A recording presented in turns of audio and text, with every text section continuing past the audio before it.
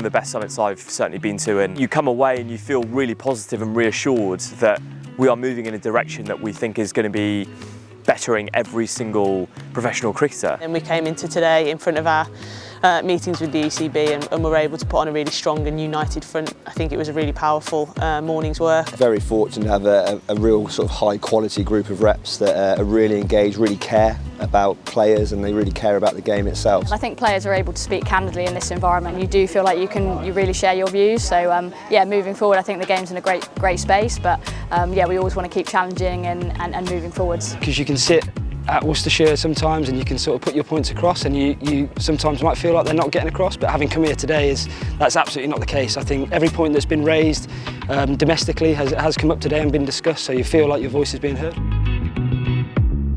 See, the 100 is still top of the agenda, with the private investment coming into that, getting an understanding of how that's going to operate, how the 100 might change for 2026. The voices were a lot stronger and the feeling behind it was a lot stronger, especially with all the investment that's coming into the game, and you know, we're trying to take care of every single county cricketer there is. It's obviously become such a successful competition and being able to be sold for some really good money.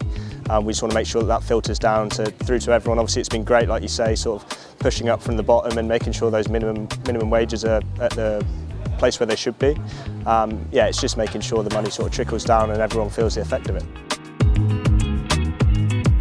Great to hear from a couple of the decision makers at the ECB their thoughts on the direction of travel of the game over the next couple of years. Obviously we're in a period of quite a significant shift, and I thought the reps engaged brilliantly in the conversations. It's good to get the shared ideas and the opinions together, so that we can put that forward to the ECB and have some really meaningful conversations, and we have done that, so that's been brilliant. And one of the benefits today, obviously having Rob and Beth here in person, was that they could actually hear and understand some of the genuine concerns that the players have.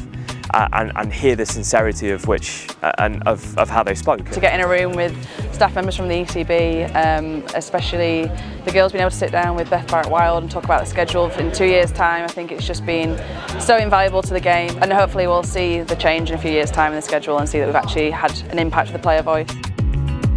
Getting the men and the women's players sort of interacting together, engaging together, getting a better understanding of how each other operates in their own domestic competitions and in their own teams is really healthy and really good, and definitely there's some strong sort of allyship between the men's and the women's players. Yeah, it's nice that we're now in a position where we're all just professional cricketers, and what affects them might not necessarily affect us, like with their schedule this year, but it really helps to have our support and vice versa, and we've shown a vested interest in them and they've shown an interest in us, and I think that's what's really great about the PCA is it doesn't feel like two games, it's one big united game, and we know that in order to have the most impact we need everyone on the same side really, so it's really useful to be able to show the men this is what's going on in the women's game and vice versa.